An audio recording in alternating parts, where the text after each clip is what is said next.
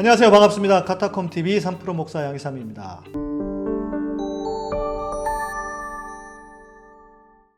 오늘은 14회 성경에는 왜 우주 이야기가 없나입니다.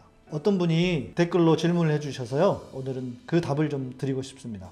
여러분들도 궁금하신 것들이 있으시면 댓글로 질문해 주시면 답을 드리도록 하겠습니다. 하나님은 세상을 창조하신 분이고 또한 우주도 창조하신 분입니다. 그렇다면 우주의 이야기가 성경 안에 기록이 되어 있어야 할 것 같은데 왜 그런 것들이 기록되어 있지 않을까요? 하나님께서 해와 달과 별을 만드셨다는 것 정도만 기록이 되어 있습니다.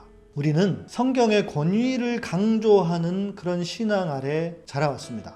그래서 그런지 성경이 모든 것을 다 기록하고 있을 것이라고 하는 그런 오해를 많이 하는 것 같습니다. 성경은 분명 하나님의 말씀입니다. 그렇다고 해서 우리가 알아야 할 모든 것을 다 기록해 놓은 책은 아닙니다. 성경은 3, 4천 년 전 혹은 2000년 전에 기록된 책입니다. 우리가 알아야 하는 것은 그 시대 사람들의 세계관으로 성경이 기록되어 있다는 것입니다. 성경이 진리이므로 성경의 모든 것을 통해서 다 알게 되리라고 하는 것은 지나친 기대입니다. 그런 의미에서 생각해 봐야 할 부분이 있습니다. 첫 번째는 성경은 과학책이 아니라는 것입니다.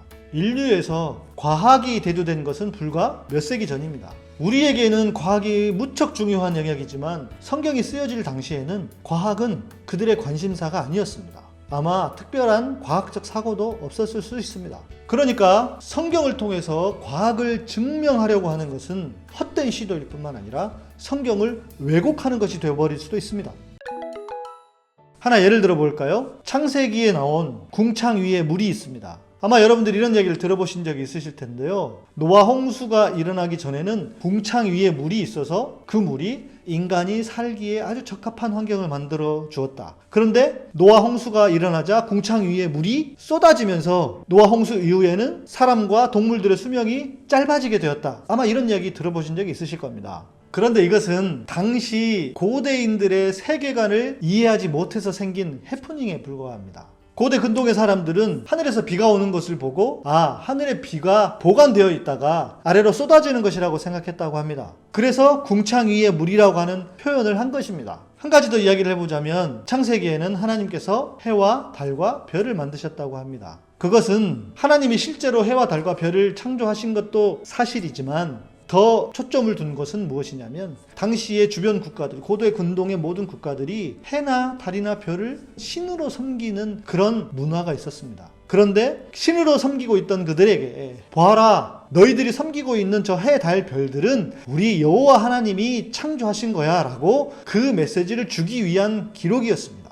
두 번째는 성경은 역사책이면서도 역사책이 아니라는 사실입니다. 이게 무슨 말이냐 하실 텐데요. 성경 안에는 많은 역사들이 기록이 되어 있습니다. 그런데 성경은 역사를 기록하기 위한 목적으로 쓰여진 책은 아니라는 것입니다. 이스라엘이라고 하는 작은 나라를 하나님이 택하셔서 어떻게 인류를 구원해 가실 것인가 라고 하는 그 구원의 이야기를 기록한 책이 성경이고 그 성경 안에 그 구원을 위해 필요한 역사의 부분을 기록한 책이 성경입니다.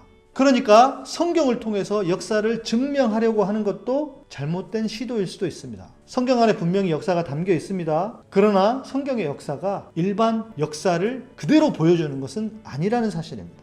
그 역사는 당연히 이스라엘 중심으로 쓰일 수밖에 없었습니다.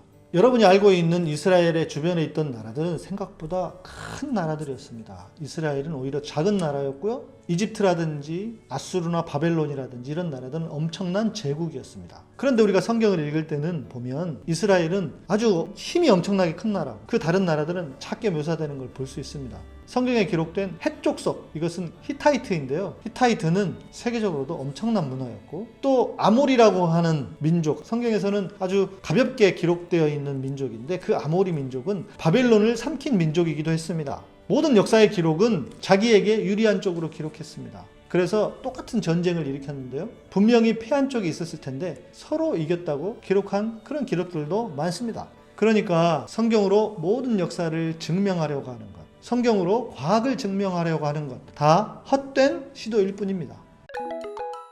그러면 여러분은 저를 보고 저분은 성경을 제대로 믿는 거야? 라고 그렇게 반문하실 수도 있습니다. 여러분의 염려가 무엇인지 저도 잘 알고 있습니다. 보수적인 신학을 공부한 사람이기 때문에 더 그렇습니다. 저는 성경이 분명히 진리이고 하나님의 말씀인 것을 믿습니다.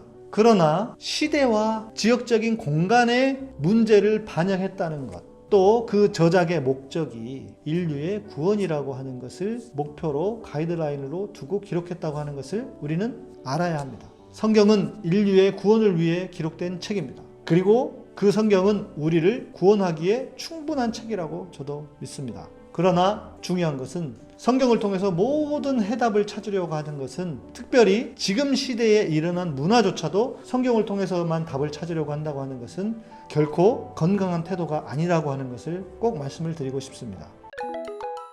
그렇기 때문에 성경에는 우주에 대한 기록이 없습니다. 그것은 어찌 보면 당연한 것일지도 모릅니다. 왜냐하면 그 시대, 성경이 기록된 시대에는 우주가 큰 관심사가 아니었기 때문입니다.